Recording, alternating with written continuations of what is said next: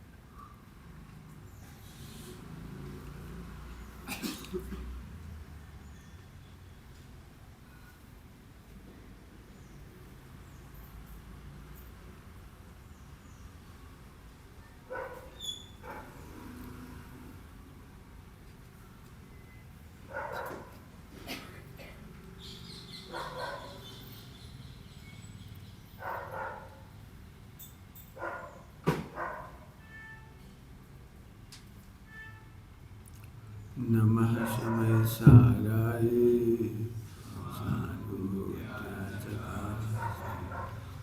स्वावाय भावाय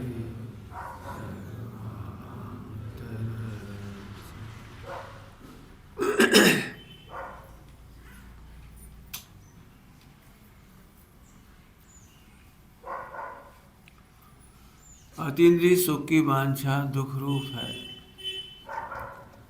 सुनने में थोड़ा अटपटा लगता है। अतीन्द्रिय सुख की वांछा मत करो, अतीन्द्रिय सुख का उपाय करो। अतीन्द्रिय सुख की वांछा उपाय नहीं है। क्या बोला? अतीन्द्रिय सुख की वांछा उपाय नहीं है। विश्व में वांछा से परिणमन नहीं होता है, पुरुषार्थ से परिणमन होता है। दूध में मिठास चाहिए तो शक्कर डालने का पुरुषार्थ करो। शक्कर के हाथ जोड़कर वांछा मत करो, हमारा दूध मीठा करो, हमारा दूध मीठा करो, हमारा दूध मीठा करो। इतने से काम कर दो, हम तुम्हारे पैर पड़ रहे, तुम्हारे हाथ जोड़ रहे। वांछा मत करो, शक्कर डालो।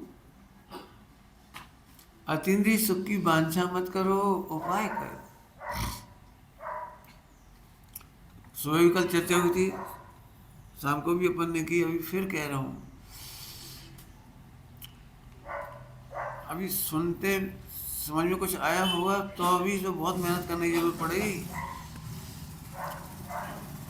लोग या तो भोगों में सुख ढूंढते हैं या आत्मा में सुख ढूंढते हैं, दोनों ही दुखी हैं।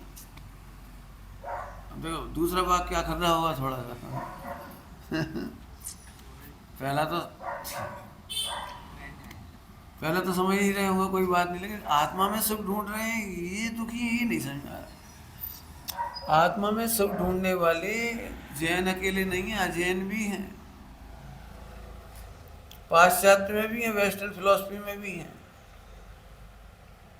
आत्मा में सुख ढूंढने के नाम पर ही अनेकों उपाय बताए गए। त्याग भी है उसमें, बैराग भी है, मेडिटेशन भी है, जंगल में चले जाओ, सब छोड़ दो, मौन ले लो, ऐसे बैठ जाओ, आंखें फोड़ लो, सब बहुत सारे उपाय बताए गए आत्मा में सुख ढूंढने के। कोई भगवान की कृपा से आत्मा का सुख प्राप्त करता है, कोई और उपाय से करता है। तो फिर आत्मा का सुख क्या है? आत्मा में सुख की उपाय मत ढूंढो, आत्मा सुखमय ही निर्णय करो। अब ये पुरुषार्थ, इस पुरुषार्थ को पुरुषार्थ ही नहीं समझने तैयार हम।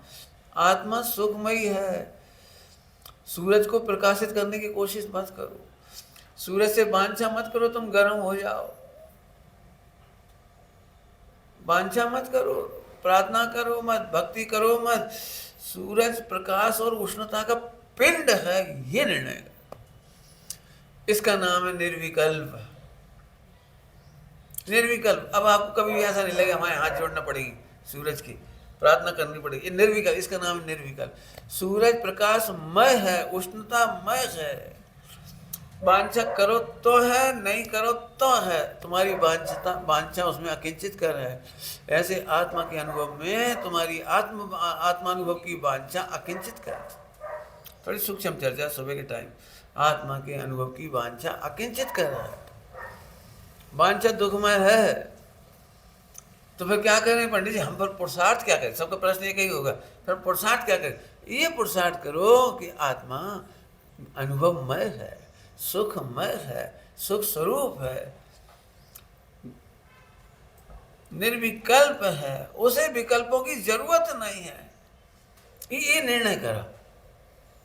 टोडोमई स्वामी जहाँ लिखा है पुरुषार्थ से मोक्ष प्राप्ति, वहाँ केवल पुरुषार्थ का मतलब बताया है निर्णय। जिन्होंने पढ़ा हो उन्हें मालूम है निर्णय। पंडित साहब ने लिखा है निर्णय में उपयोग लगाना ही पहला पुरुषार्थ है। पहला है। फिर से कह रहा हूँ, समझना होगा पुरुषार्थ इसका नाम है। सुखमय हूँ ना, प्रभु बनने की वांछा मत करो, प्रभु हो। अब यह थोड़ी झगड़ा तो है थोड़ा सा, क्योंकि हम प्रभु बनना चाहते हैं, यहाँ तक तो सब कुछ सरल लगता है। इस मामले में तो मित्र पक्ष भी सहमत है। त्याग वैराग काहे के लिए करते हैं? प्रभु बनने के लिए। शास्त्र क्यों पढ़ रहे हैं? प्रभु बनने के लिए। तो सबसे सहमत है, इसमें तो कोई दिक्कत ही नहीं है। पूरा वर्ल्ड फेमस मैंने समझ लो, इसमें सहमत हो जाएगा हमें भगवान बनना है। लेकिन जैन दर्शन का पुरुषार्थ तो अलग ही है थोड़ा सा। मुझे प्रभु बनना नहीं है, प्रभु हूँ, इस निर्णय में उपयोग लगाने का नाम पुरुषार्थ। बहुत लोग पूछते हैं पुरुषार्थ नहीं करें, नहीं कर, अरे करना, निर्णय का उपयोग कर। फिर कह रहे बताओ सूरज को गर्म करने का क्या उपाय है? बोलो भाई, सूरज को गर्म करने का क्या उपाय है? प्रकाशमय करने का क्या उपाय है सूरज को? वांछा, प्रतीक्षा, रिक्वेस्ट, अर्पण, त्याग, वैराग, माला फेरना, क्या क्या उपाय है सूरज को गर्म करने का? तो तुम निर्णय करो, तो ये सारे विकल्प मिट गए। इसका नाम है निर्विकल्प स्वयं संवेदन।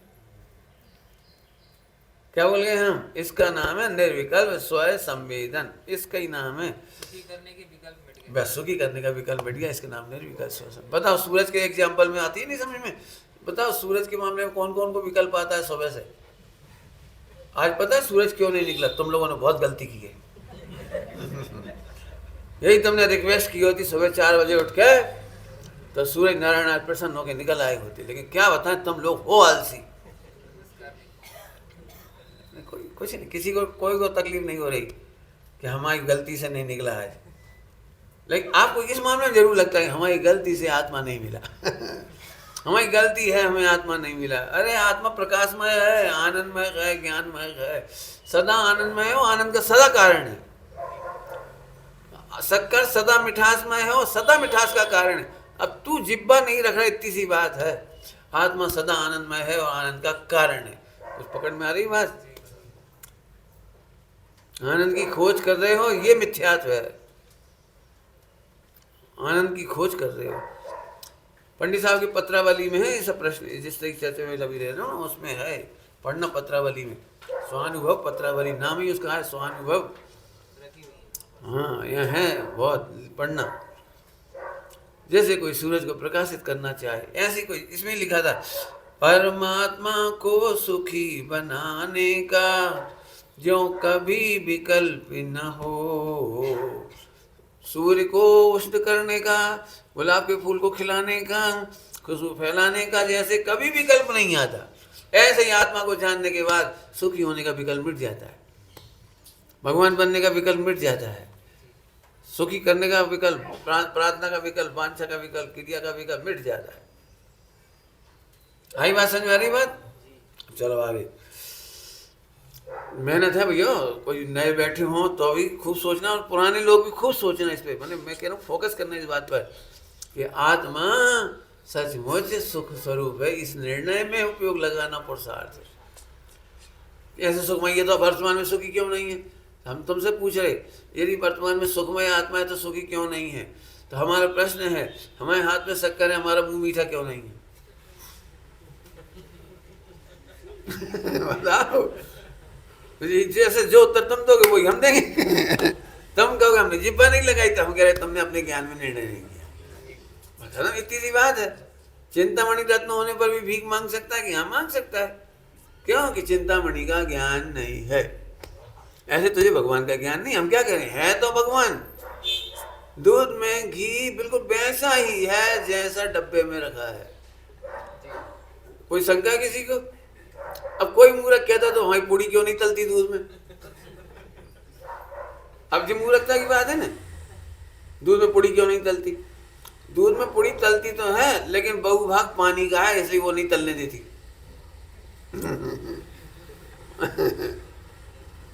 बहुभाग काय का है दूध में? पानी का है। तो क्या करता है वो? पूड़ी को डालोगे सोई गलाना शुरू कर देता है। लेकिन जितना घी का अंश है वो तो तलती ही है। नहीं तलती कौन ने कहती नहीं तलती? हाँ, अब दूध में से प्रयोग करने पर वो घी जो कहते निकल आता है। तो जैसा था वैसे ही निकला ना। तो ऐसे ही वर्तमान में तुम परमात्मा हो। अभी तक ये डायलॉग केवल अपने को सुपर वो लगता है, डायलॉग परमात्मा प्रकाश जी का है, गुरुदेव ने बोला है, हूँ परमात्मा छू नक्की कर। नक्की, अब नक्की कोई नहीं कर रहा। अभी भी यही लग रहा है डायलॉग बड़ा सुपर है। अरे डायलॉग सुपर नहीं, तू सुपर है। अभी भी लगता है निश्चय ऐसे बहुत अद्भुत है भैया। मैंने अभी भी हमें लगता है जैसे किसी ग्रुप विशेष का डायलॉग है। वो तेरा स्वरूप है, मैं परमात्मा हूँ, ये निर्णय कर।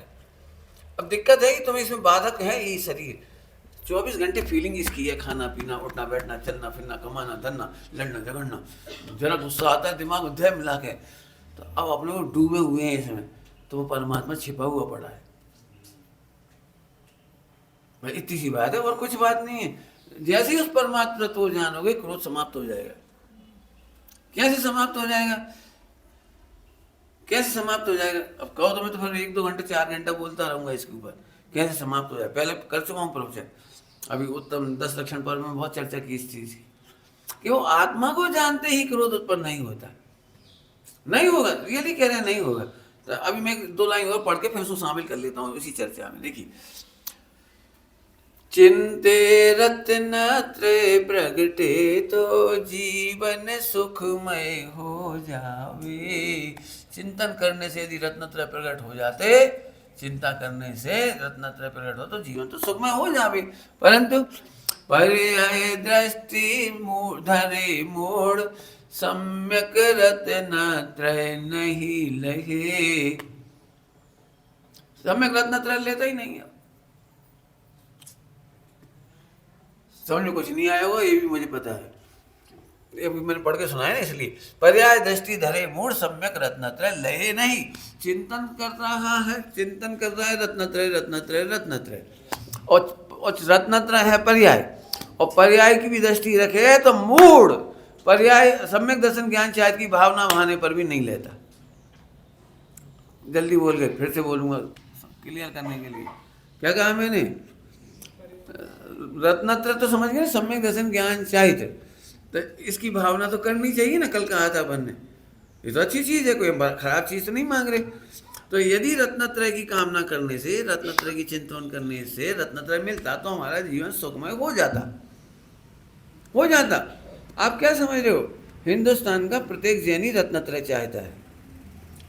उसे रत्नत्रय की परिभाषा नहीं मालूम तो कोई व्यवहार रत्नत्रय को रत्नत्रय मान लेता है, कोई क्रियाओं में रत्नत्रय मान लेता है, कोई जैन कुल में जन्म लेने मात्र को रत्नत्रय मानता है, कोई गृहीत मिथ्यात्व के त्याग में रत्नत्रय मानता है। ऐसे चर्चा बहुत सारी है, लंबी चौड़ी। तो यदि रत्नत्रय की कामना से तुम्हें रत्नत्रय हो गए, जिनने तुमने परिभाषा बनाई है, तो तुम्हें सुखमय हो जाना चाहिए था ना। जल्दी जल्दी बोल गए तो दिक्कत तो नहीं है कुछ। हर ही व्यक्ति ने, दिगंबर जैनों में भी और श्वेतांबरों में भी सम्यक दर्शन का उपाय नहीं किया जाता था। क्यों नहीं किया जाता था? कि जब कोई बोलता था तो वे बोलते थे कि हम अन्य मत में जन्म लेते तो ग्रहित मिथ्या दृष्टि होती। अब हम सच्चे जैन कुल में जन्मे हैं, सच्चे देवशास्त्र गुरु हमें मिले हैं, तो हमारा ग्रहित मिथ्या तो छूट ही गया। और सचमुच बात तो है कि हम सम्यक दृष्टि हो गई। ये बिल्कुल फेमस थी, ये गुरुदेव ने खुलासा करी कि श्वेतांबरों में सम्यक दर्शन को तो करना ही नहीं है, सम्यक चारित्र धारण करना है उनको केवल। क्यों? सम्यक दर्शन तो बाई बर्थ। हाँ, एक सच्ची बात है, उनमें भी और अपने में भी। जिनवाणी में लिखी है नहीं लिखी इससे कोई मतलब नहीं, लेकिन लोगों की मान्यता है ये। तो गुरुदेव ने इसलिए खुलासा किया कि रत्नत्रय के स्वरूप के मामले में मतभेद है। रत्नत्रय का स्वरूप नहीं मालूम जीवों को। कोई क्रिया मात्र से बोलो, तुम अभी रत्नत्रय नहीं भी बोलते हो ना, तो मैं एक बात बताता हूँ। बोलो, पूजा पाठ करके अपने को धर्मात्मा मान के सेटिस्फैक्शन किसको नहीं होता? तो यही तो नित्यात्व है। यही तो आपने मान लिया मैं चारित्रबंध हूँ, मैं क्रिया कांड करता हूँ, मैं देखो ऐसी ऐसी क्रिया करता हूँ, आगम सम्मत क्रिया करता हूँ, मेरी मिलाओ क्रिया सम्मत से, तो आपको लगता है मैं सम्यक दृष्टि हूँ।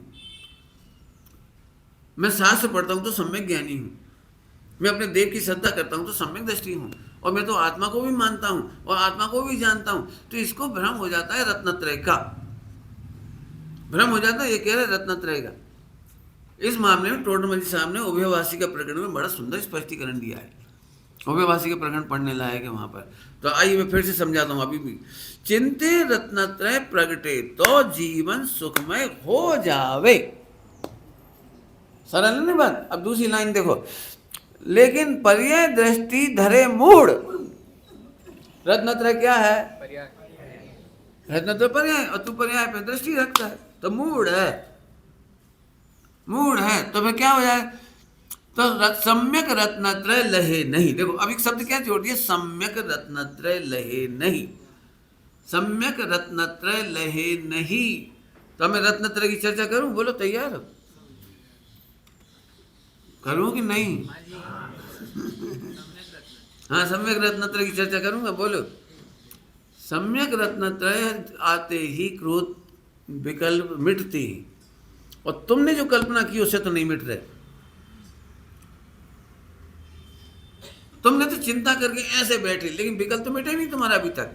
बैठने से नहीं मिटता। मैं फिर कह रहा हूं, मैं ध्यान का विरोधी नहीं हूं, मैं सम्यक ध्यान समझा रहा हूं। नहीं तो मेरे बारे में यही बहुत विरोध किया जाता है, ये ध्यान को नहीं मानते। कोई कहता क्रिया को नहीं मानती, कोई कह रहे आत्मा को नहीं मानती, कोई कह रहे गुरुदेव को नहीं मानती। अब मैं क्या करूं? कौन कौन के सर्टिफिकेट लेके आऊं? अरे मैं विरोधी नहीं हूं, विरोधी हूं तो महापापी हूं, निगोद जाऊं।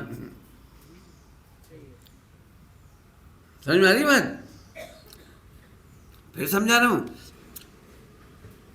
जैसी चिंता तुमने की थी, माने जैसा तुमने समझा था, चिंता का मतलब होता है जानना। चिंता माने टेंशन नहीं लेने। यहाँ चिंता करे से रत्नत्रय हो, तो अर्थात वस्तु स्वरूप का चिंतन करने से, रत्नत्रय की चिंतन करने से माने जानने से चिंतन होता है उसका। तो चिंतन करने से यदि रत्नत्रय हो जाते तो तुम सुखी हो जाने चाहिए, पहली बात। लेकिन हमारी शर्त तो ये है, वस्तु स्वरूप तो ये है कि पर्याय में मूढ़ होने वाले को रत्नत्रय नहीं होती। तो अब इस चीज को अपन समझेंगे। तुम सम्यक दर्शन के नाम पर वस्तु स्वरूप का विचार तो करते नहीं हो, और आदमी आत्मा का विचार करके निर्विकल्प होना चाहते हो, तो मूढ़ हो जी कह रहे। और यदि तुम्हारी कल्पनाओं के अनुसार जितना तुमने क्षोभ लिया, जितना पढ़ाई लिखाई की, उसके अनुसार सम्यक दर्शन हो जाता तो अभी तक तुम सुखी हो जाते।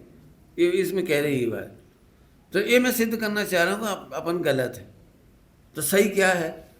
अब वो थोड़ा मेहनत करने की चर्चा है। थोड़ी सीधी होती तो मैं भी कह देता आत्मा का अनुभव करो, जा मैं गायक हूँ, मैं परमात्मा हूँ, मैं ध्रुव हूँ, मैं कह देता और आप मान लेते। अभी वो मैं नहीं कह रहा हूँ, जो मुझे कहना था वो तो कह ही चुका कि मैं परमात्मा हूँ, लेकिन परमात्मा का स्वरूप समझाने की कोशिश करूँगा मैं। टोडरमल जी साहब ने लिखा है, जब सम्यक दृष्टि होता है तो छह द्रव्य के मामले में सम्यक सद्धान होता है। इस पर कोई हम ध्यान ही नहीं दे रहे। निमित्त उपादान में भी सम्यक सद्धान होता है, सप्तभंग में भी सम्यक सद्धान होता है, पूरे वस्तु स्वरूप में सम्यक श्रद्धान होता है। कुछ भजन दे रहा हूँ, पूरा वस्तु स्वरूप का श्रद्धान का नाम सम्यक दर्शन है। सही होता है ना? आप प्रतिदिन पूरा वस्तु स्वरूप कहाँ कहाँ बीच में लाते हो? रटे रटाए उर्दू का शब्द है जुमले। जुमले समझते हैं? डायलॉग रटे रटाए, जरा पाप का हो गया, दुखी हो गए, फिर धीरे से कहती हमारे पाप का उदय,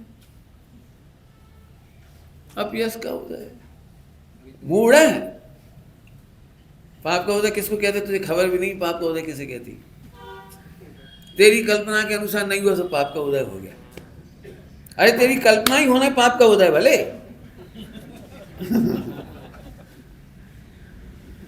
समझ में नहीं आती है। बस सही बताना ईमानदारी, हाथ खड़े करके तुम्हें पाप का उदय कब याद आता है? जब तुम्हारी कल्पना के अनुसार नहीं होता। और कल्पना के अनुसार होना तो मिथ्यात्व है, वस्तु स्वरूप के विरुद्ध है। जो बहुत बेकार आदमी है, क्या बेकार कहा, हमारी अपेक्षा पे खड़े नहीं उतर रहे। बस खराब को परिभाषा जो है तुम्हारी, जिन वाणी में सुन लो, जो आत्मा को आत्मा नहीं अनुभवता वो मिथ्या है।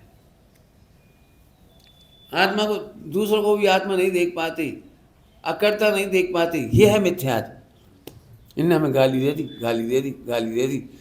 तो अपन दुखी हो गए, अब पाप का उदय आड़े कर दिया। अब तुमने पूरा वस्तु स्वरूप को लोप करने का पाप है। जल्दी कहे, हम समझ में कुछ नहीं आया आपको। किसी ने हमें गाली दी और हम दुखी होकर कहते हैं कि हमारे पाप का उदय है, तो तूने वस्तु स्वरूप को लोप कर दिया। तू विचार करना नहीं चाहता, इसलिए झट कह दिया पाप का उदय है।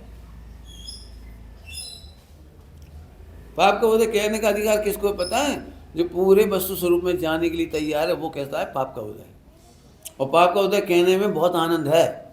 पाप का उदय में दुखी नहीं होता कोई। फिर से सुन लो, पाप का उदय कहने का अधिकारी वह है जो दुखी नहीं होता। आप पूछोगे तो मैं पूरा खोल के एनालिसिस करके दिखा दूंगा आपको। जैसे समझो आपको कैंसर हो जाए, तो आप दुखी होकर बैठ जाते हो, अब क्या करें? पाप का उदय ऐसा करते हो, पूरा उपाय करते हो, पूरा एनालिसिस, चेकअप, जे वो मेडिकल चेकअप, फीस की व्यवस्था करना, सब करते हो। वो परहेज कहे तो परहेज करते हो। माने कैंसर ठीक करने के लिए चारों अनुयोग पालने के लिए तैयार हो जाते हो। इसका नाम है पाप का उदय। पाप का उदय रोने के लिए नहीं होता, पुरुषार्थ पूर्वक दूर करने के लिए होता है। यदि तुम कहते हो पाप का उदय, किसको कहते हो पाप का उदय? खबर भी नहीं है अभी। सच कह रहा हूँ, करना नहीं पढ़ाने की इच्छा होती है। पाप के उदय की भी खबर नहीं है जीव को, केवल हमारी कल्पना के अनुसार नहीं है। इसका नाम पाप का उदय। जिनवाणी से हमें कोई लेना देना नहीं है, निमित्त उपादान से कोई लेना देना नहीं है। पूरा विश्व अकर्ता है, इस सिद्धांत से हमें कोई लेना देना नहीं। पाप का उदय भी जीव को दुखी करने में असमर्थ है। पढ़ो,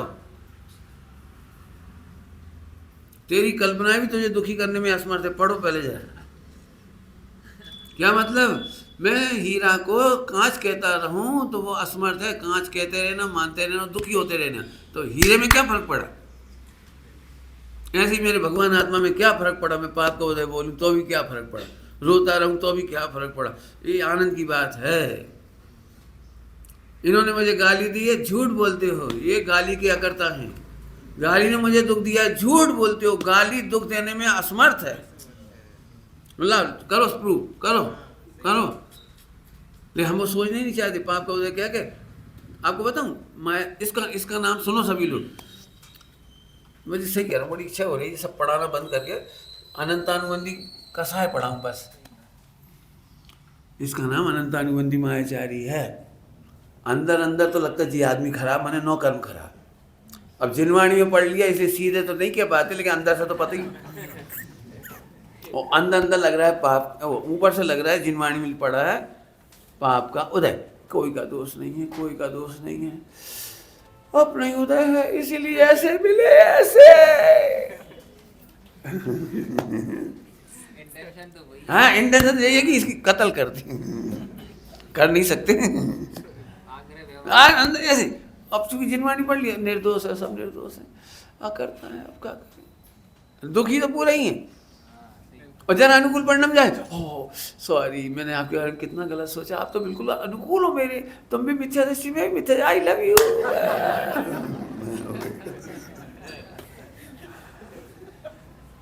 झट क्षमा मांग ले, झट। बहुत फिर कह रहा हूँ, सम्यक दर्शन का संबंध वैसा नहीं जैसा तुमने कल्पना की है। और यदि ऐसा होता तो द्वादशांग में केवल सम्यक दर्शन के विषय शुद्धात्मा का ही वर्णन होता।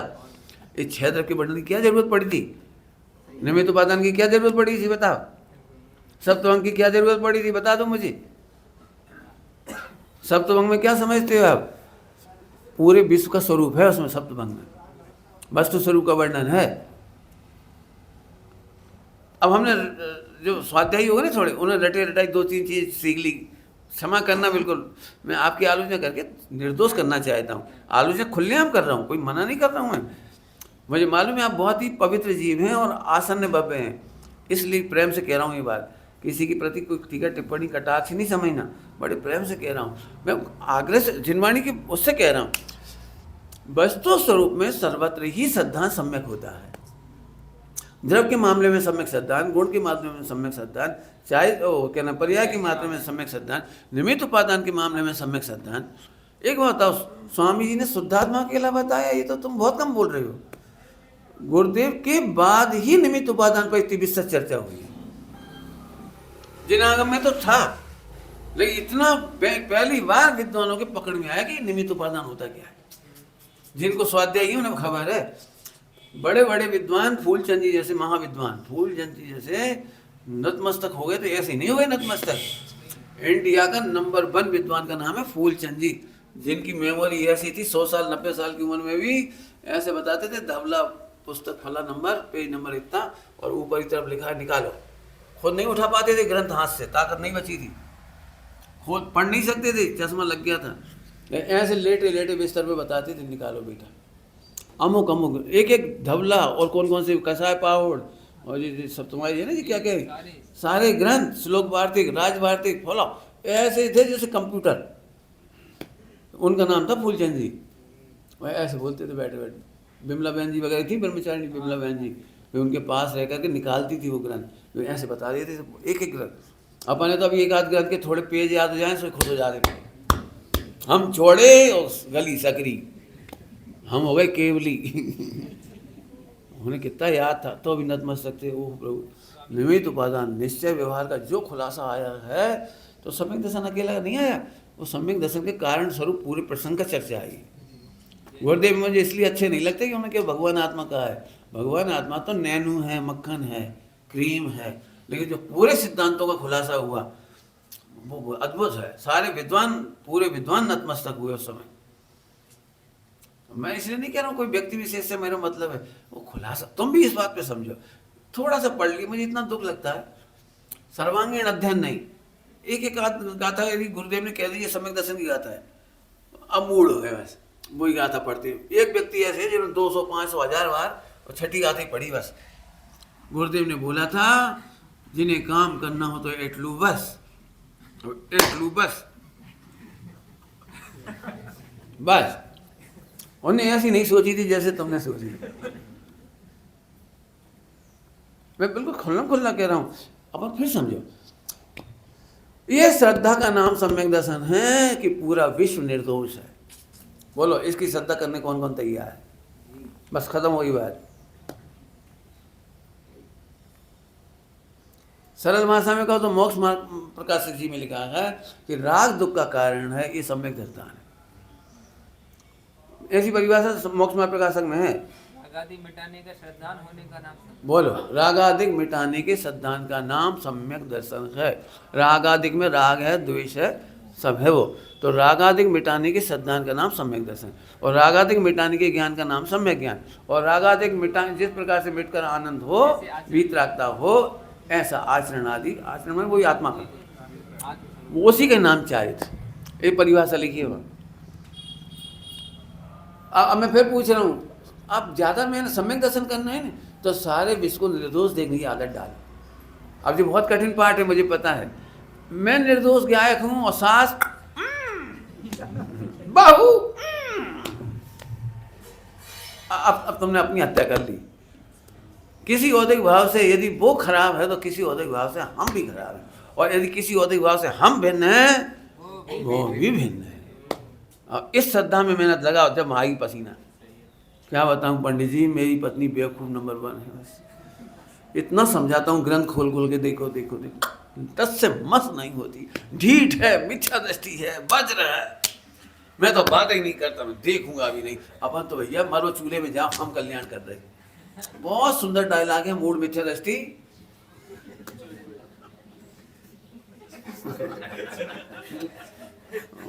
बिल्कुल साफ साफ वहां से बोल रहा हूँ, बिल्कुल। क्या आप बताओ कहाँ लिखा है जिनागम में ऐसा?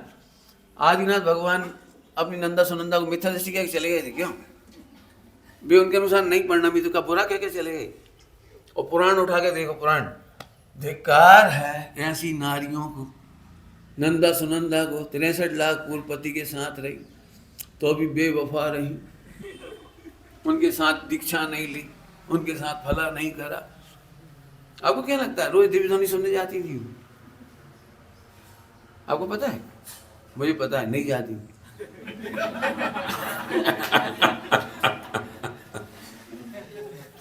अरे नहीं जाती, सही बात है। क्यों?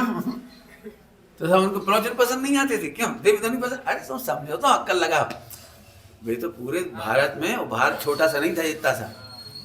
वो अयोध्या में रहती थी और उनको जाना था Kandahar, Afghanistan, Nepal, Bhutan, Japan, Taiwan, Tibet, China, बहुत बड़ा भारत क्षेत्र है। ये तो डिवीजन की लाइन तो तुमने खींची। अब आदिनाथ भगवान पाकिस्तान में गए थे, खबर है? इस्लामाबाद में समोसरण लगा था। आदिनाथ भगवान इस्लामाबाद। अरे मैं भी अपनी झगड़ों में नहीं पढ़ना चाहता, थोड़े ब्रॉड सोचने की कोशिश करो। कैलाश पर्वत के आसपास है ये सारे, तिब्बत, नेपाल, चाइना वगैरह सारे सारे। मेरा हमें कल्पना ही नहीं लगती इस चीज की। महावीर भगवान तुर्क में गए थे, यहाँ गए थे, अरब अमीरात में गए थे, वियतनाम में गए थे, बहुत बड़ा स्मारक है उनका वहाँ। आचार्य कुन देव के चरण है, अभी पता है तुमको विदेश में? आचार्य कुन देव के चरण बता रहा हूँ, विदेश में हैं। नाम चाहिए तो दिखा दूंगा, पेज नंबर सहित। हम ऐसे इतने कंजर्वेटिव हैं, बस खत्म। जिन्हें चाहिए दे दूंगा नाम, हो चिंता नहीं करना। आचार्य कुन के चरण कहाँ किस देश में हैं वो भी बता दूंगा आपको। नेपाल का नाम नयपाल नाम के राजा से बना है, नयों को पालने वाला राजा, सम्यक दृष्टि था। और नेपाल के नाम से नेपाल नेपाल हो गया, और नेपाल अब भ्रंश हो गया, नेपाल हो गया। जर्मनी सरमनी से बना है, सरमनी बना है श्रमण और श्रमणी। जिस देश में सबसे ज्यादा श्रमण श्रमणियों का व्यवहार हुआ उसको कहते हैं सरमनी, और सरमनी को अंग्रेजों ने कर दिया जर्मनी। ये तो आपको बहुत मालूम होना चाहिए, कितने नाम बदल दिए गए। कंधार की राजकुमारी थी अपने यहाँ, गांधारी जिसको आप कहते हो, तो गंधार देश को अंग्रेजों ने कंधार कर दिया। अंग्रेजों की कृपा से हुआ कंधार, वो गांधार है वो। और गांधार की लड़की माने अफगानिस्तान की लड़की आई थी अपने यहाँ, अपने यहाँ, समझ गए? वो भी अपने यहाँ था, गंधार भी। ऐसा बहुत है, इतिहास में पढ़ लो तो सब मिल जाएगा। समझ आया कि नहीं आया? चलो अभी छोड़ो उस तरफ से। हैं? हाँ, नंदा सुनंदा की याद आ रही। हमारा मतलब है भाई, ऐसे अर्थ नहीं निकाले जाते। आचार्य देव ने कहा है, जिस जीव की जिस समय जैसी योग्यता है वो सही परिणमता। अब इस इतनी सी लाइन से राग देश खत्म हो गया। अब हम फालतू नहीं सोचेंगे कि नंदा सुनंदा गलत थी, क्योंकि जिस समय तक समय की योग्यता से परिणमता है। उनका सम्यक दर्शन जब होना तब होगा, केवल ज्ञान जब होगा जब होगा। वो कोई भगवान आदिनाथ से शादी हो गई इसलिए आदिनाथ भगवान के अनुसार ही चलना पड़ेगा, ऐसा नहीं। इसके लिए बहुत एक तत्समय की योग्यता विचार करते ही पूरा विश्व निर्दोष भाषित होता है। करो मास्टर की करो प्रैक्टिस। पूरा विश्व निर्दोष केवल एक लाइन में है, तत्समय की योग्यता। और मैं पुराण का नाम तो इसलिए लेता हूं कि उन्होंने बलात् जबरदस्ती नहीं कराया। रामचंद्र जी मोक्ष गए, सीता जी नीचे स्वर्ग चली गई, और लक्ष्मण नरक चले गए। और फिर भी तीनों में खूब प्रेम था, खूब वात्सल्य था, खूब डाइल्यूटेड। और रामचंद्र जी जानते थे कि लक्ष्मण नरक जाएगा, तो अभी इमोशनल होकर नहीं बोलते, लक्ष्मण मेरा बस चले तो तुझे पकड़ लो। ऐसा नहीं, एक डायलॉग नहीं है। रामचंद्र जी जानते थे, पुराण पढ़ के देख लेना, वे जानते थे क्या नाम है मंदोदरी कि लक्ष्मण है और ये नारायण प्रति नारायण है, और आगम में लिखा है वो शिला उठाने वाला, तो उन्हें सिद्ध हो गया था। मंदोदरी को खबर थी ये लक्ष्मण विजेता बनेगा, ये जीतेगा, इसने उठाया ही। और उनको बताया था, पढ़ लेना पुराण में, लक्ष्मण रावण को याद दिलाई थी ये बात कि आप याद करो, आप प्रति नारायण हो, नारायण है, उन्होंने इतनी शिला उठाई है, तो आपके मरण का निमित्त बनेगा। आप जानबूझकर मत चक्कर में पड़ो, बचो, ये पुराण में लिखी है बात। तो अभी मंदोदरी ने लक्ष्मण से द्वेष नहीं किया, द्वेष नहीं किया, दीक्षा ले ली, दीक्षा ले ली। तो समझ गई भवितव्य अनिवार्य है। क्या लिखा है? भवितव्य अनिवार्य है, इनकी मृत्यु उन्हीं के हाथ से लिखी, हम क्या करें। केवली भगवान का बंट पचन, आगम विरोध नहीं होगा। मैं समझा रही हूँ, ये आगम विरोध है।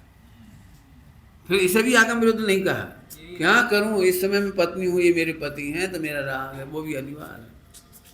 लेकिन ठीक है, राग अकर्ता ही है, राग अकिंचित कर ही है। मुझे लक्ष्मण से द्वेष करके अपना संसार नहीं बढ़ाना, और पति से राग करके अपना संसार नहीं बढ़ाना। तो जो होगा तो हो गई, खबर थी। दीक्षा आप क्या समझते हो, कितने महीने तक मंदोदरी ने दीक्षा नहीं ली? इधर दे छूटी, फ्यूनरल हुआ, दूसरे तीसरे दिन जाके दीक्षा। वो 13 दिन नहीं मनाने बैठ गई, वो सूतक पातक वाला ना, सूतक पातक मनाने नहीं बैठ गई वो, पढ़ो उठा के दूसरे दिन, तीसरे दिन, मैं तीसरे कह रहा हूँ लेकिन दूसरे दिन, फिर भी मुझे लगता है चलो तीसरा दिन, तीसरा तो करा ही दो ना कम से कम। उसने जाके दीक्षा ली, और कितनी ना स्त्री, 40,000 स्त्रियों ने दीक्षा ली है, थोड़ी बहुत ने नहीं ली। मैंने इसका पूरा फोटो खींचा है, मतलब लिखने में इसका फोटो खींचा पूरा, आगे कैसे सब लोग चल दिए होंगे। और फिर 40,000 विधवाएं थी, 40,000 विधवाओं का दुख दूर करना मंदोदरी का कितना साहस होगा। कैसे सबकी मीटिंग बुलाई होगी विधवाओं की, और फिर कहा देखो आत्म कल्याण करना ही सार है, और फिर दीक्षा लगे गए। लिखा है, मैंने उसका भाषण लिखा है, मंदोदरी ने क्या भाषण दिया था, मैंने सुना था।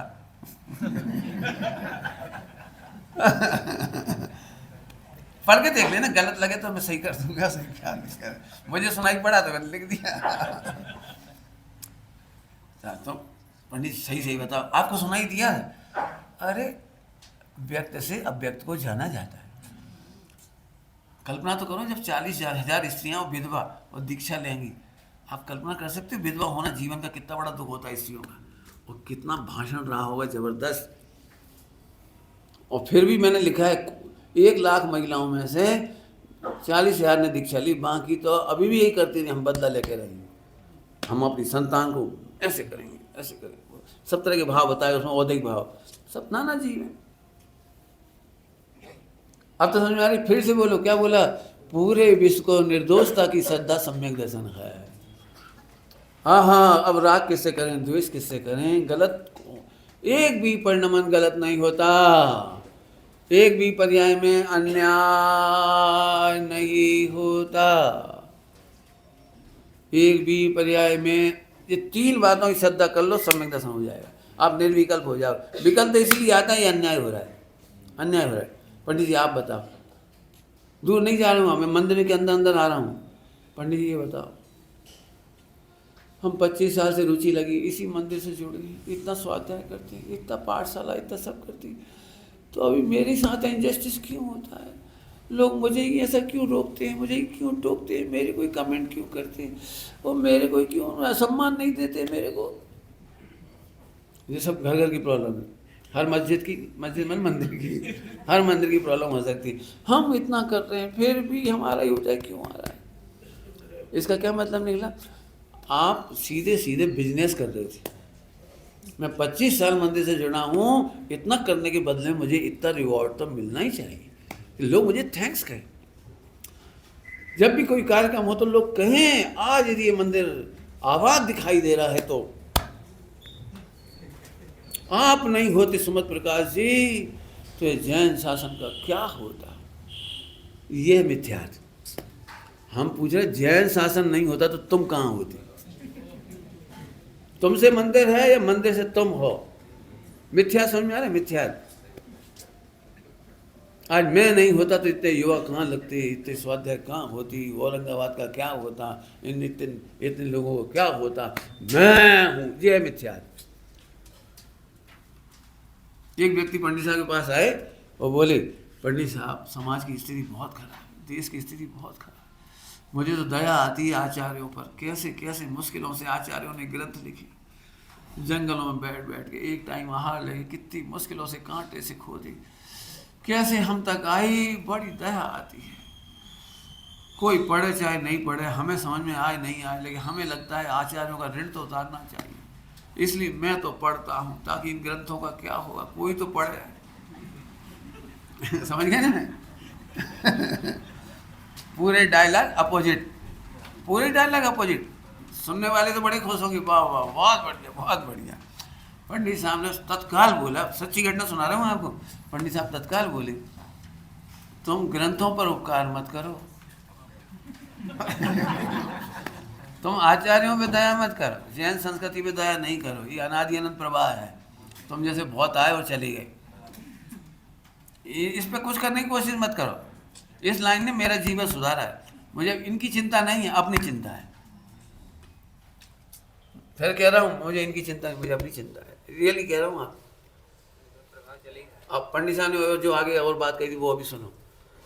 तुम ये मत सोचो कि इतनी बड़ी दुनिया कितनी खराब हो गई, ऑक्सीजन का क्या होगा, वो तो मैं ले लेता हूँ, नहीं तो क्या होता इस ऑक्सीजन का।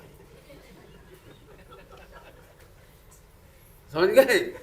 तो पंडित साहब बोले, ये सोचो कि ऑक्सीजन नहीं लेते तो तुम्हारा क्या, ऑक्सीजन तो बनी रहती, वहां में क्या रखा है, शास्त्र तो बने रहेंगे, तुम नहीं थे तब भी, और तुम चले जाओगे तब भी समय साज ही रहेगा, आचार्य कुमकुम स्वामी रहेंगे। तुम दया करके काम मत करो, दया करके मंदिर की सेवा मत करो। आपको कल्पना नहीं हो रही है, लाखों लोग हैं ऐसे जो प्रक्षाल करते समय भगवान पर दया करते, कोई आता ही नहीं, बस भगवान विराजमान कर दिए चले गए, बस अब मैं हूँ क्या करें, लगे हम, मैं नहीं विचारूंगा क्या हो। हम गाँव में कहते हैं यदि हम नहीं, यदि हम भगवान का अभिषेक नहीं करें तो बेचारे ऐसे ही रहे, खराब भाषा। सब तरह की भाषा है, हम सबरा दे निरुपा से बैठे रहे, बड़ी ऐसी गलत। देखो अभी हंसी की बात नहीं है, स्वाध्याय नहीं होगा, तत्वाभ्यास नहीं होगा, और मिथ्यात्व नहीं मिटने के लक्षण है। तुम शास्त्र पढ़ करके भी दया कर रहे हो तो मिथ्यात्व है। भगवान की पूजा प्रक्षाल करने में तुम्हें गौरव गरिमा नहीं लग रही, तुम्हें ये लग रहा है हमें तो ये चिंता इन मंदिरों का क्या होगा। तुम कितने दिन रहोगे, 10 साल, 20 साल, 40, 50, 100, फिर मेरे उत्तर बहुत समय ना, मुझे बहुत रिलैक्स मिला इससे। मैं फिर कह रहा हूँ 3 लोग निर्दोष है, मेरे सम्यक का आधार ये है, मुझे राग देश की गुंजाइश नहीं है, निर्विकल्प होने की ये गुंजाइश है, अन्याय होता ही नहीं है, ये मेरी दूसरी लाइन है, एक भी पर्याय गलत नहीं होती, नहीं होती, नहीं होती, नहीं होती। ये हमारी वस्तु स्वरूप है और हमारे भगवंतों की ये दिव्य ध्वनि का हमें श्रद्धान है, यही ज्ञान है और यही आनंद का कारण है। इसका नाम है सम्यक दर्शन ज्ञान चाहिए का पुरुषार्थ। तुम कहते ना पुरुषार्थ करें, क्या करें क्या करते, लीनता का पुरुषार्थ नहीं करो, सोचने का पुरुषार्थ करो। सोचना माने सम्यक सोचना, सम्यक निर्णय, वस्तु स्वरूप के अनुसार सोचो। विश्व में जिस दिन तुम्हें कोई राग द्वेष का कारण ना दिखाई दे, दिखाई देने की बात कह रहा हूँ, विचार नहीं, विचार तो आएंगे, विचार आएंगे 6ठे गुणस्थान तक। बेटा इनसे बच के रहो, मिथ्या दृष्टियों से। कौन ने कही थी ये बात? आकंपन स्वामी ने। मिथ्या दृष्टि राजा को देखकर उज्जैन नगरी में अपने सभी मुनिराजों से कहा था तुम शांति से ध्यान करना, ये चारों मिथ्या दृष्टि हैं, पांचों राजा और मंत्री, इनसे कोई भी संवाद नहीं करना, अपन तो अपनी साधना करो, आए तो आए, जाए तो जाए। तो 6ठे गुणस्थान तक इतना विकल्प तो आ सकता है कि गलत को गलत कह देंगे, गलत से बचने का उपाय कह देंगे, लेकिन गलत नहीं मानेंगे, गलत नहीं देखेंगे। और ये झलक आपको रक्षाबंधन की कहानी में मिलेगी मेरी, मैंने जो लिखी है। इतना उपसर्ग करने पर भी स्रोत सागर मुनिराज ने उनको मृत्यु दंड से बचाया। जिन्होंने चारों ने उपसर्ग किया उन्हें मृत्यु दंड से बचाया। ये भगवान आत्मा है, इनको ज्ञान नहीं है, ये भूले हुए हैं, इन्हें खबर नहीं। लेकिन मृत्यु के अधिकारी नहीं है। इनके स्थान पर कोई और होता वो भी यही करता, अपने धर्म की पक्ष लेता, दूसरे के धर्म का विरोध करता। इनकी गलती नहीं है, बचाया है, पढ़ के देखो। फिर जब वहाँ हस्तिनापुर में भी इतना उपसर्ग किया तो भी वहाँ पर मुनि दीक्षा दे दी। घृणा नहीं करते फिर। बोलो काय के बल पे दी होगी दीक्षा, कल्पना कर सकते हो? जिन्होंने 1 सेकंड पहले तक तुम पर उपसर्ग किया हो भयंकर, और अगले सेकंड में तुम उसे दीक्षा दे दी। सोचो, इसका नाम है सम्यक दर्शन, सम्यक ज्ञान, सम्यक शाहिद। आप सोचो, आत्मा का ध्यान करने का मतलब बता रहा हूँ आपको, परमात्मा हूँ इसका ध्यान करा रहा हूँ। परमात्मा माने पूरा विश्व मिलकर मेरा कुछ नहीं बिगाड़ता, इसका नाम परमात्मा। परमात्मा का मतलब पूरा विश्व मिलकर मेरा नहीं बिगाड़ता, कर मुझे हैरान नहीं करते, अवध स्पष्ट हूँ। तो इस श्रद्धा का नाम, अब मैं अभी उधर से पढ़ा रहा हूँ तो भी सम्यक दर्शन ज्ञान चाहिए, और इधर से पढ़ा रहा हूँ तो भी सम्यक दर्शन ज्ञान चाहिए। तो ऐसे ही आत्मा का ध्यान करो। चेतना लक्षण का नाम लेके ऐसे ऐसे नहीं बैठे रहो। और नहीं तो पंडित साहब ये लाइन याद करो, तो फिर अभी तक सम्यक दर्शन हो जाता तो आप सुखी हो जाते। आप सुखी नहीं हुए अपने उपाय से, इसका मतलब रॉन्ग है वो। और मैं जो उपाय बता रहा हूँ, बताओ इसमें कैसे दुख उत्पन्न हुआ, मुझे बता दो। हमारे कर्म के उदय में किसी ने सुख दुख में निमित्त बना, और हमारे कर्म का बंध क्यों हुआ फिर?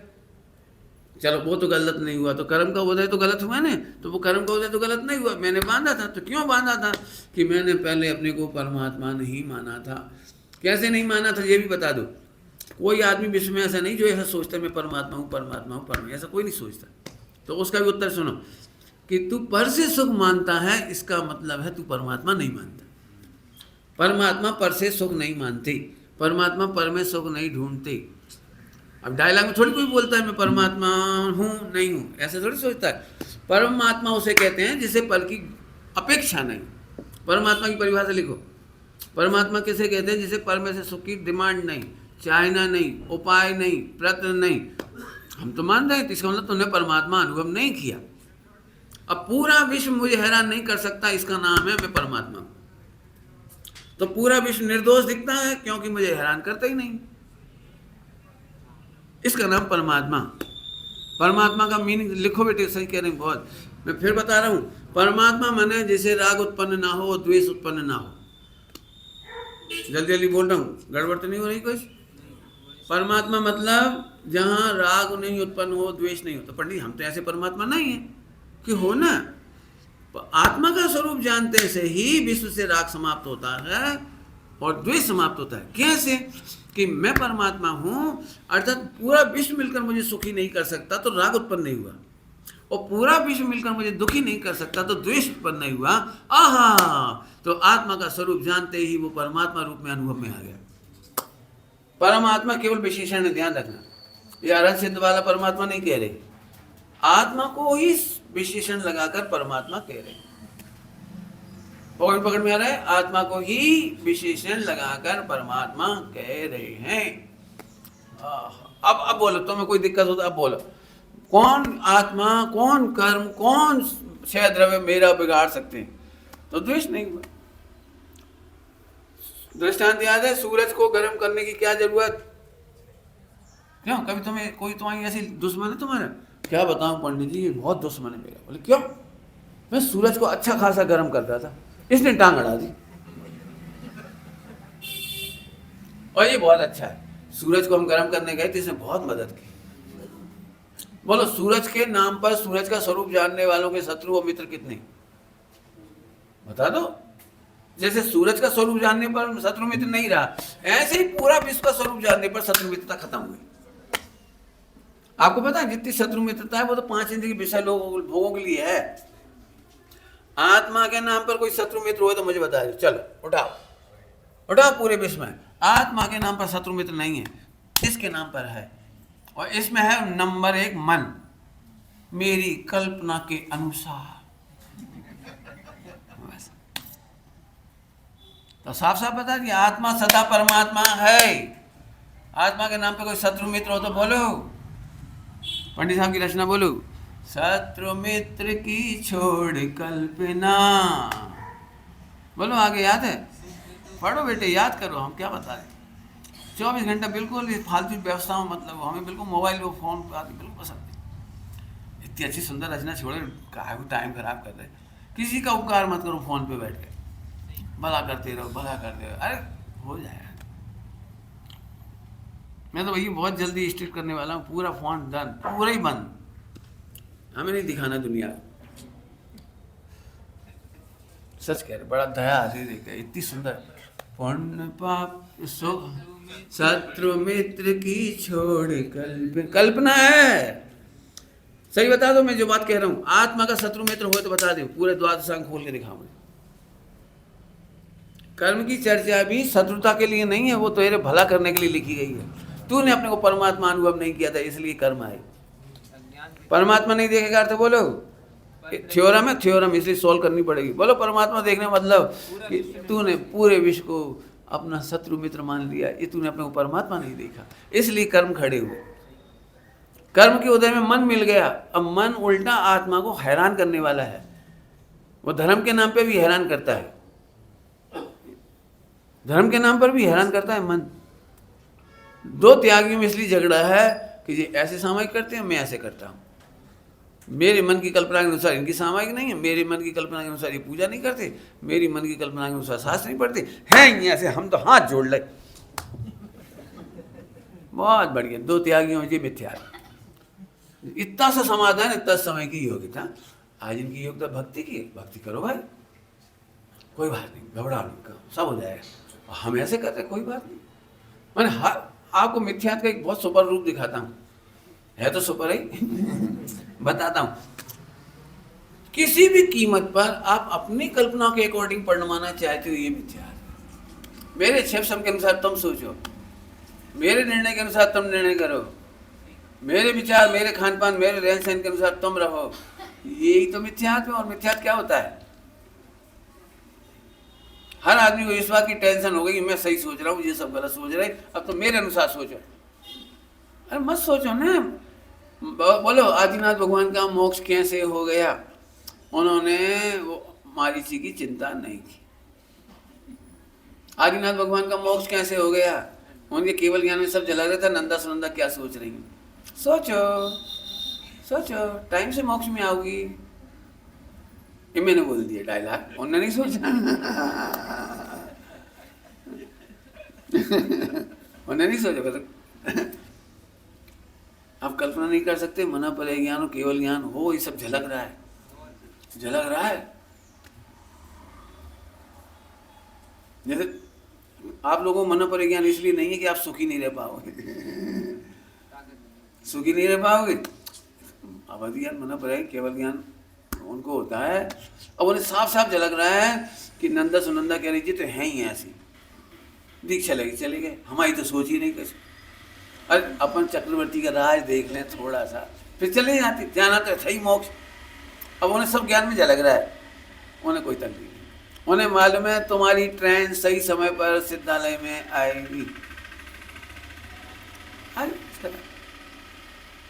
आएगी बस। इसलिए उन्हें कभी विश्व निर्दोष दिखाई दे रहा था सदा। दो एग्जाम्पल दे दी, नंदा सुनंदा और मारीची की, घर ही घर के मामले हैं।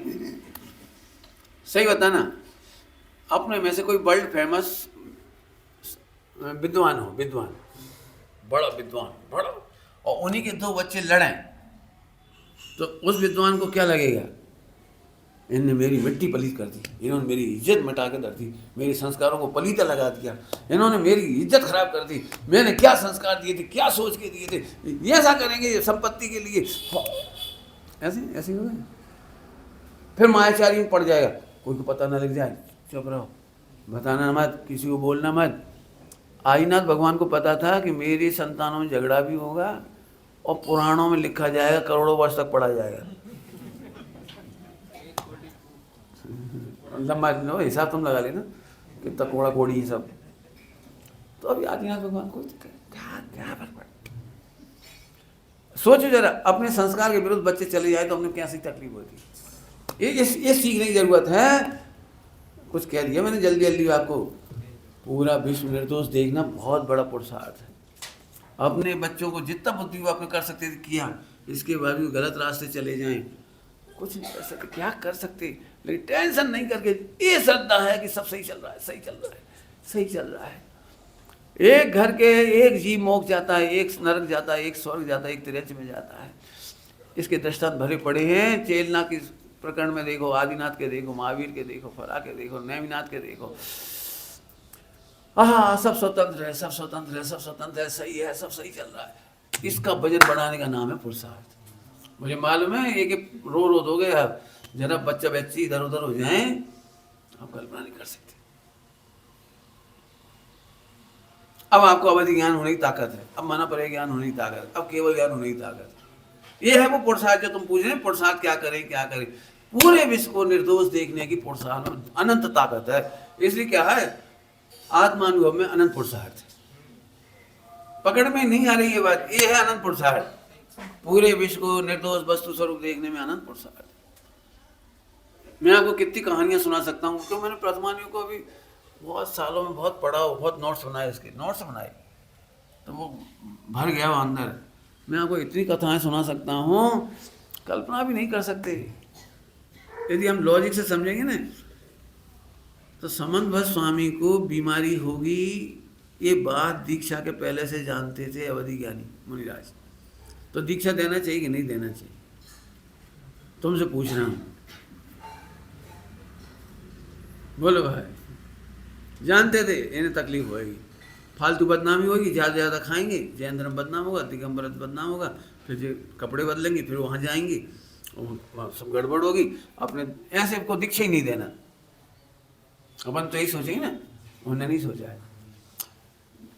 तत्समय की योग्यता में जो होना होगा होगा, लेकिन असंख्यात जन्मों के कर्म, इस बीच में प्रचुर स्वसंवेदन और कर्मों का कटना होगा, और आत्मा की अनुभूति के बल पे जो काम होगा, और जो न्याय शास्त्र का काम होगा, जैन शासन को टिकाने का काम इनसे ही होगा। बदनामी क्या होगी ये चिंता नहीं है, दीक्षा दे दी। रुद्र की उत्पत्ति में निमित्त मुनिराज का नाम मालूम था और दीक्षा दे दी। एक दिन की गलती होगी, उस गलती के चक्कर में हम उसके प्रत्युष स्वसंवेदन को नहीं रोक सकते। ये चौड़ी छाती कौन की होगी, सोचो तो जरा। सभी लोग सुनना, पुरुषार्थ बता रहा हूँ, पुरुषार्थ। 20 साल पहले हमने सचमुच किसी को गलत करते हुए देखा था। इसके हाथ से बड़ा गिल्टी कौन सा, सुधर भी गया, लेकिन आप नहीं सुधरी। आप 20 साल तक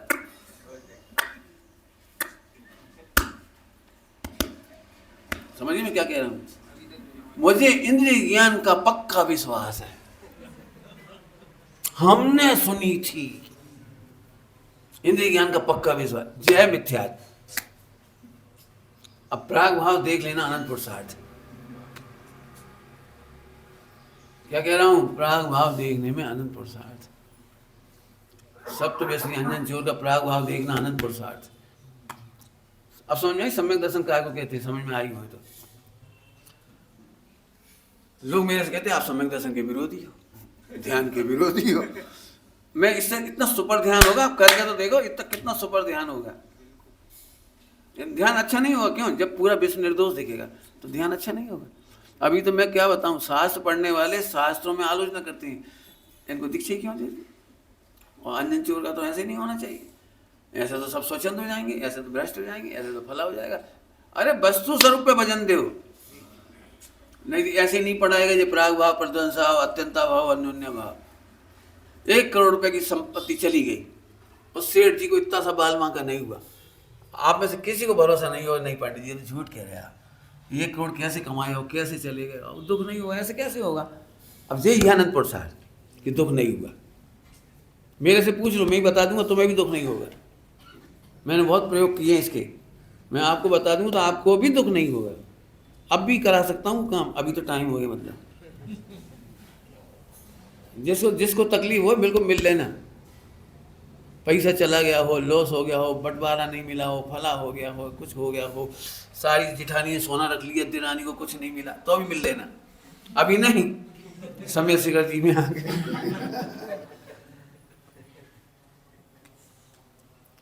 हमारे पास वो जड़ी बूटी है, विश्व स्वरूप, वस्तु स्वरूप।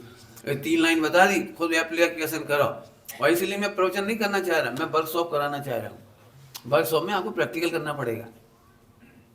फॉलो फार्मूला, पूरा विश्व निर्दोष है और एक भी पर्याय में अन्याय नहीं होता। ये दो बातें राम बाण हैं। और ना सम्यक दर्शन ज्ञान चाहिए हो जाए तो बता देना, और ना निर्विकल्प हो जाओ तो बता देना, और ना मोक्ष हो तो बता देना। ठोक के कह रहा हूँ बिल्कुल खुल्लम खुल्ला। और ये है सम्यक दर्शन, वो नहीं है कल्पना लोग। देखो अपन तो पछड़े में मत पड़ो। आजकल ध्यान करने वालों में उल्टा नहीं लेना, पहली क्षमा मांग ली।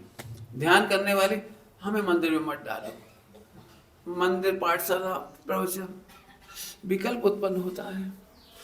इनका जो होना होगा होगा क्रमबद्ध पर्याय में। हम इससे क्या हो जाएगा?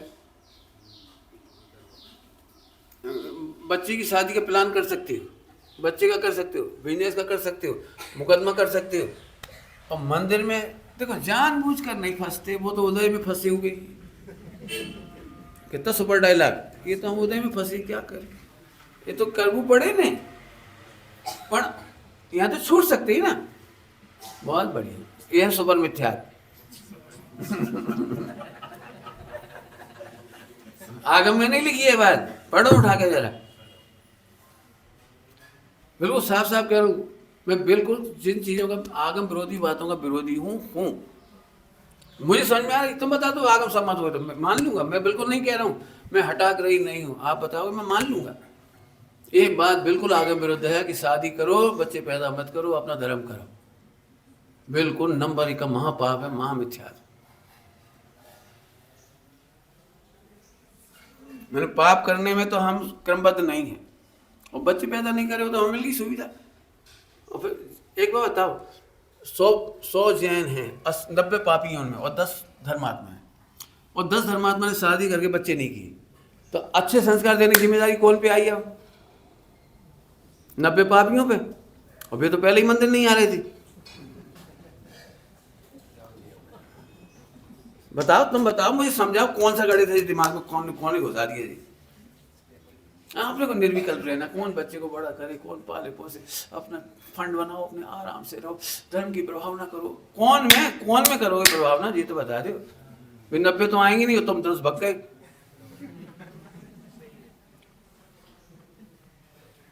बिल्कुल साफ साफ आगम होता है। बिल्कुल पढ़ के देखो जिनागम, आप मैं जिनागम में से सबूत दिखाऊंगा। अरे संतान अपना पुण्य पाप लेकर आती है, तुम क्यों कर्ता कर्म अधिकार भूल गए? और ये संतान मुझे हैरान करेगी, संतान मुझे विकल्प कराएगी, संतान मुझे मोक्ष नहीं जाने देगी, और स्त्री पुत्रादि का मोह मुझे खींच लेगा। कौन से ग्रंथ में लिखी है ये बात? 3 लोक के रम्य भोग भी मोह नहीं उपजा सकती। और ऐसे ही लोगों ने पंडित साहब की आलोचना भी करी, क्या जरूरत है आश्रम बनाने की, क्या बात है इन ब्रह्मचारियों को इकट्ठा करने की, क्या है बहनों को सबको अपना अपना करने दो, अपन क्यों उलझा के अपना समय खराब करें, अपन तो अपने में डूब जाओ। और 18,500 बजे कोई भावलिंगी संत आएंगे तो कौन के घर में पानी मिलेगा जी, कौन बोलेगा? हमें तो पिलाना नहीं है, और पिलाने वाला भी तैयार नहीं करना। अनंतानुबंधी मिथ्यात के लक्षण है ये सारे। वो क्या कहलाता है, पढ़ो भावदीप का उठा के, भावदीप का पढ़ के देखो। पाप करना चाहे उसका फल नहीं भोगना चाहे, इसका नाम अनीति है। क्या कह रहा हूं? हमें एक सुयोग्य लड़की मिल जाए, हम किसी को सुयोग्य लड़की नहीं देंगे। हर महिला ये कहती है एक अच्छी बहू हमें दिला दो, मेरे से तो बनता नहीं, घर का पूरा काम देख ले, मेरे पैर दबा दे, और बच्चे को भी संतुष्ट कर दे, मेहमानों को भी संतुष्ट कर दे, हमारे घर की बड़ी इज्जत है, बहुत बड़ा घराना है, कुल परिवार है। और तुम्हारी बेटी, मैं क्या करूं, मेरी बेटी सुनती नहीं है, हाईटेक है, उड़ जाती है, क्या करती पता ही नहीं लगता आजकल के बच्चियों का। तैयारी नहीं है, तुम अपनी बच्ची को तैयार नहीं करो किसी के लिए, और किसी की बच्ची तुम्हें चाहिए, इससे बड़ा भयंकर पाप क्या होगा? अब ऐसे पापियों को सम्यक दर्शन कैसे हो जाएगा? मुझे पोबाबाई का राज नहीं, स्वामी जी कह रहे, पोबाबाई का राज नहीं है। योग के कर्तव्य होता है चरणान योग में। चरणान योग से आप लॉजिक देके भाग नहीं सकते, कर्णान योग से भाग नहीं सकते। कोई माई का लाज प्रूव करके दिखा दे, 4 योग से बात कर रहा हूं। दुख होता है, दुख। अच्छे लोगों ने बच्चे नहीं, बुरे लोग करेंगे, वे मंदिर नहीं जाते, उन्हें धर्म ही का पता नहीं। और बता दूं आपको, इसीलिए हमारे मंदिरों में जो विसंवाद और जो हुआ है ना वो इसलिए हुआ है, उन्हें पता ही नहीं था ना कुछ, तो 13पंथी मंदिर के भी हालत खराब हो गई। अन्य अन्य जो देवी देवता जो जो बहुत हो गए वो इसलिए हुआ, वो क्या क्या पूजा पाठ और भक्तामर का दुष्प्रयोग और फला का प्रयोग और तंत्र मंत्र, इसलिए आया वो सारा क्योंकि स्वाध्याय नहीं थी। स्वाध्याय और देश हुई संस्कृति का पतन मत करो। आप मेरे से जितने पुराण मांगो, चारों अनुयोग में से बताऊंगा यही बात, ये उल्टे काम नहीं करना चाहिए। एक तरफ मैं कह रहा हूँ परमात्मा हूँ, पूरा विश्व निर्दोष है, निर्दोष है, तो सब फिर तुम्हें ये तो गुस्सा आ तो रहा है, गुस्सा नहीं आ रहा है। आपको सही बात की सही बात बता रहा हूँ, 24 घंटे में अकेले मस्त रहता हूँ, मुझे पता है होंडा सर्पणी है, कोई किसी की सुनेगा नहीं। अरे भगवान की नहीं सुनेंगे, हमारी तो को सुनेंगे जे भगवान की नहीं सुनेंगे। नाना बुद्धि वाले लोग अपने अपने हिसाब से धर्म का प्रवर्तन करेंगे, ये लिखा ही है सारा। हमें इस बात का गर्व होता है, आज पहली बार हजारों वर्ष बाद, मैंने ये समझो 2000 वर्ष में सबसे सुपर टाइम है कि आज इतने विद्वान हैं, इतने त्यागी हैं, इतने लोग हैं। एक समय था 1000 वर्ष तक मुनिराजों के दर्शन नहीं हुए, मंदिरों में महावीर जयंती नहीं मनाई गई 1000 वर्ष, मंदिर पे शिखर पे कलश नहीं चढ़ाया जा सके सोने की, मुगल काल में पानी छान के नहीं पी पाए दिल्ली में लोग, रात्रि भोजन कंपलसरी था दिल्ली में, जैनों को सारी संपत्ति छीन के भगा देते थे मुगल शासन में। कैसे कैसे दिन गुजरे हैं आज की तारीख में, मुझे बहुत गर्व है। आज बहुत विद्वान तैयार हुए, इतना लेखन हुआ है, इतना संपादन हुआ है, इतना प्रकाशन हुआ है, सब ने अपनी अपनी योग्यता प्रमाण, चाहे मित्र पक्ष हो चाहे हमारा हो, कोई हो, कोई ना कोई के निमित्त से सब उपादान पर नम रहे हैं और बहुत अच्छा काम हो रहा है, इसमें प्राउड है। और जहाँ कमी है वो कमी भी बताए, बिल्कुल समझना भैया, सर्वथावाद नहीं करना। 99% सब बहुत अच्छे हैं, एक कहीं गलती है वो तुम में ना रहे बस। हमारे गुरुजी एक बहुत अच्छी बात कहते हैं, इतना सुंदर समय है, अर्थात इतनी सुंदर रसोई है, बस थोड़े से नमक की कमी रह गई। ऐसे पंडित साहब कहते थे इतने से नमक की कमी, उस नमक की बात की है। आप इतने से नमक को पूरे में मत मिला देना मैं बहुत खुश हूँ, वर्तमान में इतना खुश हूँ, क्या कहूँ। ये बच्चे पाठशाला पढ़ाते, तुमको लगता है पाठशाला छोटी चीज़ है, यदि पाठशाला नहीं चली होती तुम में से बहुत सारे लोग नहीं मिलते मुझे भी सभा में। ये इतने प्यारे प्यारे बच्चे बैठते हैं, ये नहीं मिलते पाठशाला नहीं होती तो। तुम्हें लगता हो 1 घंटा वो ऐसे ऐसे करते हैं, रम रम रम जय हो, तैयार, हाँ तैयार, क्या बोलते हैं, हम तैयार हम तैयार। ये छोटी बात नहीं है, बहुत बड़ी बात।